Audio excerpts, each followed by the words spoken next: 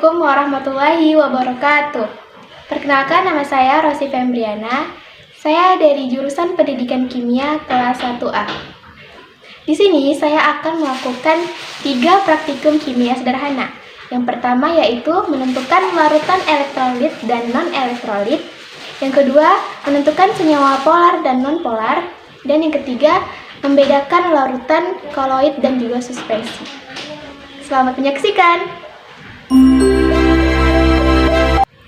Praktikum yang pertama yaitu tentang larutan elektrolit dan non-elektrolit. Nah, sebelum memasuki praktikumnya, saya akan memberikan pengetahuan awal tentang elektrolit. Elektrolit adalah suatu zat larut dalam bentuk ion-ion yang nantinya akan menjadi konduktor elektrik, di mana ion-ion tersebut merupakan atom-atom bermuatan elektrik. Elektrolit dapat berupa air, asam, basa, ataupun berupa senyawa kimia lainnya. Larutan elektrolit adalah larutan yang dapat menghantarkan arus listrik, memberikan gejala berupa menyalanya lampu pada alat uji, dan menimbulkan gelembung gas pada larutan. Begitupun sebaliknya, larutan non-elektrolit adalah larutan yang tidak dapat menghantarkan arus listrik dan memberikan gejala tidak menyalanya lampu pada alat uji dan tidak terdapat gelembung gas pada larutan. Tujuan dari praktikum ini yang pertama yaitu untuk menguji hantaran listrik dalam larutan, yang kedua mengidentifikasi larutan elektrolit dan larutan non-elektrolit, yang ketiga untuk mengetahui perbedaan antara larutan elektrolit kuat, larutan elektrolit lemah, dan larutan non-elektrolit.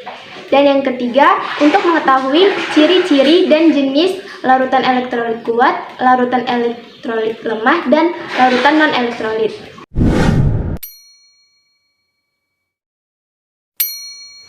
Pertama, sediakan semua alat yang dibutuhkan.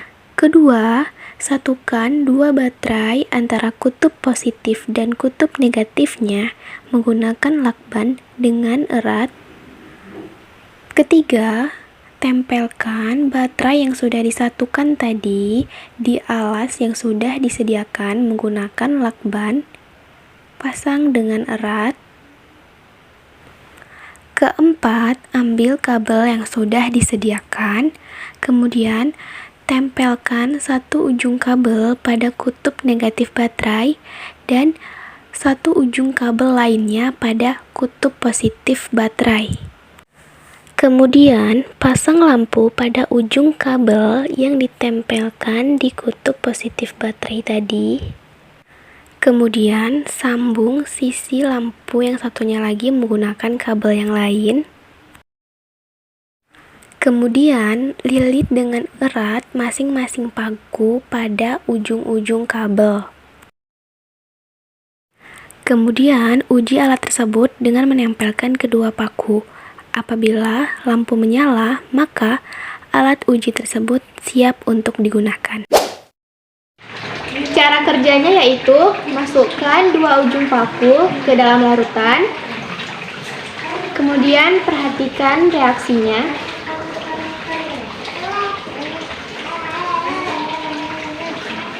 Lakukan hal yang sama ke larutan-larutan lainnya, tetapi sebelum itu bersihkan ujung paku menggunakan tisu. Yang pertama, minuman bersoda. Perhatikan reaksinya. Minuman bersoda terionisasi sebagian, daya hantar listrik lemah, lampu tidak menyala, dan terdapat banyak gelembung gas. Berarti minuman bersoda termasuk ke dalam larutan elektrolit lemah. Yang kedua yaitu air sabun. Perhatikan reaksinya. Air sabun terionisasi sebagian, daya hantar listrik lemah, lampu tidak menyala, dan terdapat banyak gelembung gas. Berarti air sabun termasuk ke dalam larutan elektrolit lemah. Yang ketiga yaitu larutan gula. Perhatikan reaksinya. Larutan gula tidak terionisasi, tidak menghantarkan arus listrik, lampu tidak menyala, dan tidak terdapat gelembung gas. Berarti larutan gula termasuk ke dalam larutan non-elektrolit.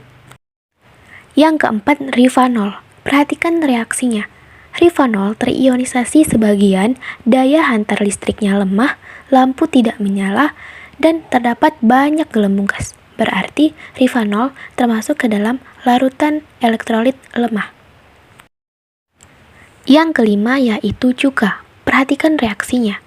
Cuka terionisasi sebagian, daya hantar listriknya lemah, lampu tidak menyala, dan terdapat banyak gelembung gas. Berarti cuka termasuk ke dalam larutan elektrolit lemah. Yang keenam yaitu perasan jeruk. Perhatikan reaksinya.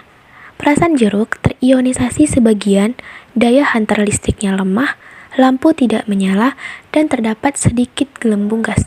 Berarti perasan jeruk termasuk ke dalam larutan elektrolit lemah. Yang ketujuh yaitu larutan garam. Perhatikan reaksinya. Larutan garam terionisasi sempurna, daya hantar listriknya kuat, lampu menyala sangat terang, dan terdapat banyak gelembung gas. Berarti larutan garam termasuk ke dalam larutan elektrolit kuat. Yang kedelapan yaitu air sumur. Perhatikan reaksinya. Air sumur tidak terionisasi, tidak menghantarkan arus listrik, lampu tidak menyala, dan tidak terdapat gelembung gas. Berarti air sumur termasuk ke dalam larutan non-elektrolit. Kesimpulannya adalah, ciri-ciri dari larutan elektrolit adalah yang pertama, terionisasi dengan sempurna, menghantarkan arus listrik atau daya hantar listriknya sangat kuat, lampu pada alat uji menyala sangat terang, dan terdapat banyak sekali gelembung gas. Contohnya yaitu larutan garam. Ciri-ciri dari larutan elektrolit lemah yang pertama yaitu terionisasi sebagian, menghantarkan listrik atau daya hantar listriknya lemah. Yang ketiga, lampu pada alat uji tidak menyala. Dan yang terakhir, terdapat sedikit gelembung gas. Contohnya yaitu ada rifanol, air sabun, minuman bersoda, perasan jeruk, dan juga cuka. Ciri-ciri dari larutan non-elektrolit adalah yang pertama, tidak terionisasi, yang kedua, tidak menghantarkan arus listrik, yang ketiga, lampu pada alat uji tidak menyala, dan yang terakhir, tidak terdapat gelembung gas sama sekali pada larutan. Contohnya yaitu ada air sumur dan larutan gula.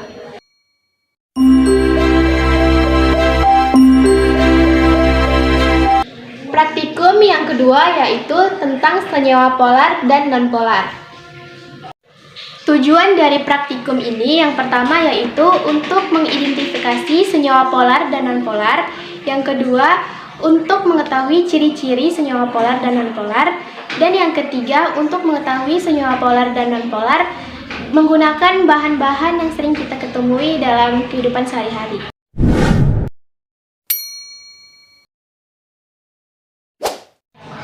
Langkah-langkah dari praktikum ini yang pertama yaitu masukkan semua bahan yang disediakan ke dalam gelas-gelas yang sudah disediakan yang sudah berisi dengan air mineral.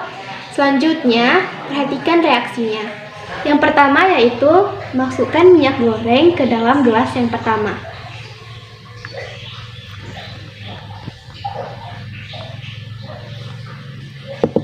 Kemudian aduk dan perhatikan reaksinya.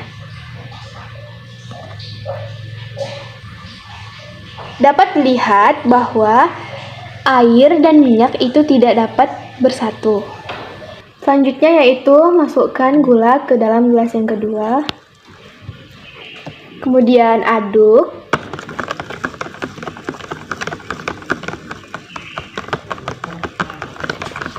Dapat dilihat reaksinya bahwa air dan gula dapat bersatu.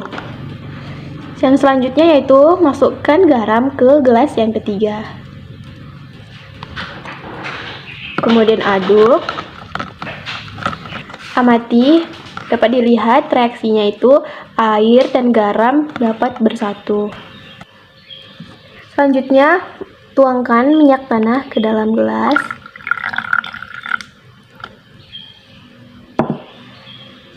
Kemudian aduk. Dan kemudian perhatikan reaksinya. Dapat dilihat air dan minyak tanah itu tidak dapat bersatu. Selanjutnya tuangkan sabun cuci piring ke dalam air. kemudian aduk,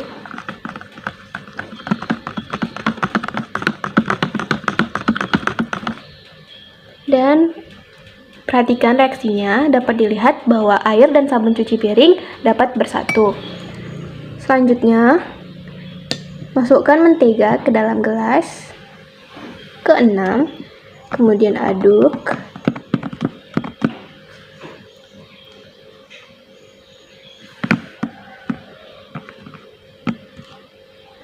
Dan perhatikan reaksinya. Dapat dilihat bahwa air dan mentega itu tidak dapat bersatu. Selanjutnya, masukkan perasan jeruk ke gelas yang ke-7. Kemudian aduk. Dan perhatikan reaksinya. Dapat dilihat bahwa air dan perasan jeruk itu dapat bersatu. Nah, dalam percobaan ini kita mendapati dua hal. Yang pertama yaitu ada bahan yang dia tidak dapat larut dalam air dan ada bahan yang dapat larut dalam air. Mengapa hal itu dapat terjadi? Pernahkah kalian merasakan rasa tidak suka dengan seseorang? Misalkan karena sifatnya yang berbeda dengan sifat kita. Sama halnya dengan manusia, pada senyawa pun ada rasa suka dan tidak sukanya. Nah, istilah ini dapat disebut dengan like dissolve like. Senyawa itu dapat bergabung apabila senyawa tersebut memiliki sifat yang sama dengan senyawa lainnya. Misalkan yaitu air. Air merupakan senyawa polar. Polar berasal dari bahasa Yunani yaitu pol yang artinya pengkutuban. Nah, jadi senyawa polar itu dapat dikatakan dia dapat larut dalam air, kemudian memiliki kutub positif dan juga kutub negatif. Kemudian ada yang namanya juga muatan parsial. Muatan parsial pada senyawa polar itu adalah lebih dari 0. Kemudian senyawa polar ini terdiri dari atom-atom yang berbeda, kecuali O3 atau ozon. Begitupun sebaliknya dengan senyawa nonpolar. Senyawa nonpolar itu merupakan senyawa yang tidak dapat larut dalam air, tidak memiliki kutub positif dan kutub negatif, dan muatan parsialnya itu sama dengan 0. Kemudian senyawa nonpolar itu terdiri dari atom yang sama. Jadi kesimpulannya adalah ciri-ciri dari senyawa polar, yaitu yang pertama larut dalam air, yang kedua memiliki kutub positif dan kutub negatif, dan yang ketiga memiliki pasangan elektron bebas. Contohnya yaitu di sini adalah air dengan gula, air dengan garam, air dengan sabun cuci piring, dan air dengan perasan jeruk. Kemudian ciri-ciri dari senyawa nonpolar yaitu yang pertama tidak dapat larut dalam air, tidak memiliki kutub positif dan kutub negatif, dan tidak memiliki pasangan elektron bebas. Contohnya di sini adalah air dengan minyak goreng, air dengan minyak tanah, dan air dengan mentega.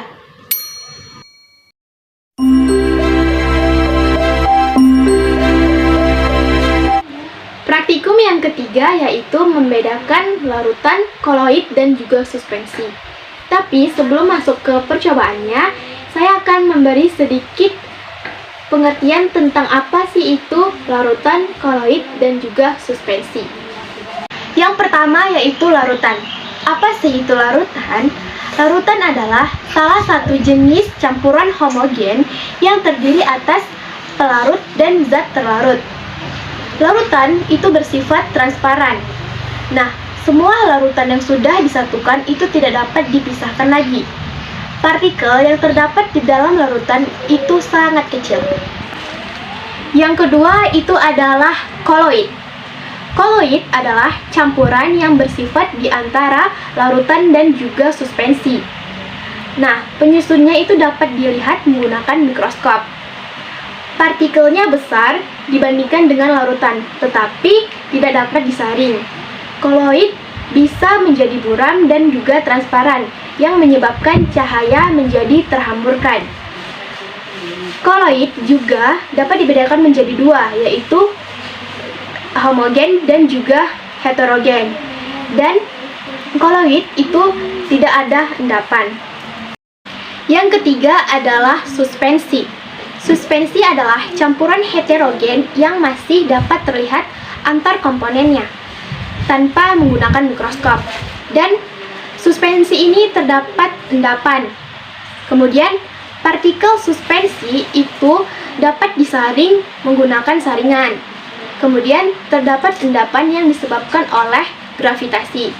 Nah, dalam suspensi ini juga itu tidak dapat memancarkan cahaya karena buram. Tujuan dari praktikum ini adalah untuk membedakan antara larutan, koloid, dan juga suspensi.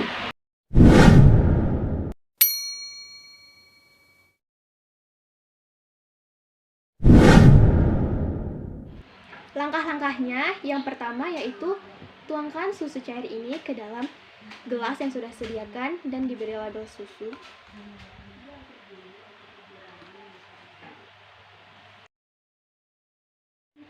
Yang kedua yaitu masukkan gula sebanyak 2 sendok teh ke dalam wadah yang sudah diberi label larutan gula. Kemudian tuangkan air mineral.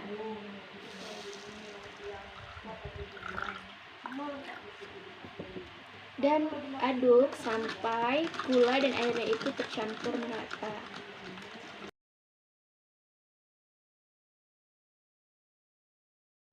Selanjutnya yang ketiga yaitu tuangkan bubuk kopi ke dalam wadah yang sudah diberi label kopi sebanyak 2 sendok teh. Kemudian beri air mineral.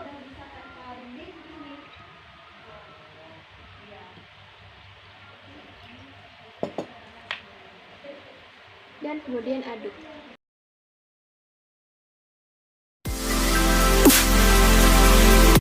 Percobaan yang pertama yaitu membedakan antara larutan, koloid, dan juga suspensi menggunakan efek tindal.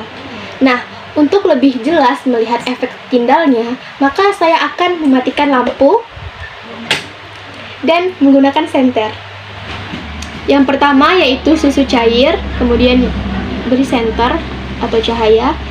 Dapat dilihat bahwa cahaya tidak tembus pandang. Selanjutnya ada kopi. Nah, dapat dilihat terdapat cahaya namun tidak dihamburkan dan tampak bahwa ada partikel-partikel seperti endapan. Selanjutnya ada larutan gula. Nah, dapat dilihat bahwa cahaya pada larutan gula ini dia dapat tembus pandang. Yang pertama, tuangkan susu cair.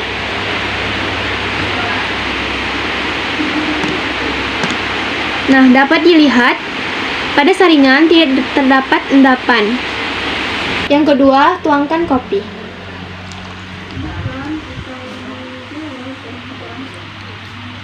Dapat dilihat di saringan itu terdapat banyak sekali endapan. Selanjutnya yaitu tuangkan larutan gula. Dapat dilihat pada saringan tidak terdapat endapan sama sekali. Jadi kesimpulannya, dalam percobaan ini yang termasuk larutan adalah larutan gula. Kenapa? Karena dalam larutan gula ini itu tidak terdapat endapan. Dan saat disaring itu tidak dapat partikel yang tertinggal. Kemudian cahaya tembus pandang.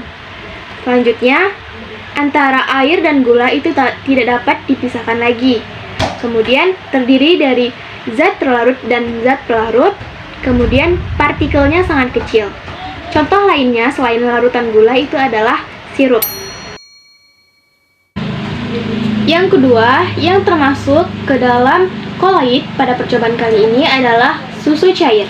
Karena dalam susu cair ini tidak ditemukan endapan atau partikel saat disaring. Kemudian cahaya tidak tembus pandang karena buram dan partikel itu lebih besar dari larutan. Nah, contoh lainnya selain susu cair ini adalah mayonnaise. Kemudian yang ketiga, Yang termasuk ke dalam suspensi dalam percobaan kali ini adalah kopi bubuk.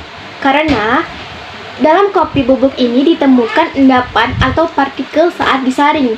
Kemudian terdapat cahaya tetapi tidak dapat dipancarkan dan terlihat partikel-partikel seperti endapan. Nah, contoh lainnya selain kopi itu adalah air dengan pasir.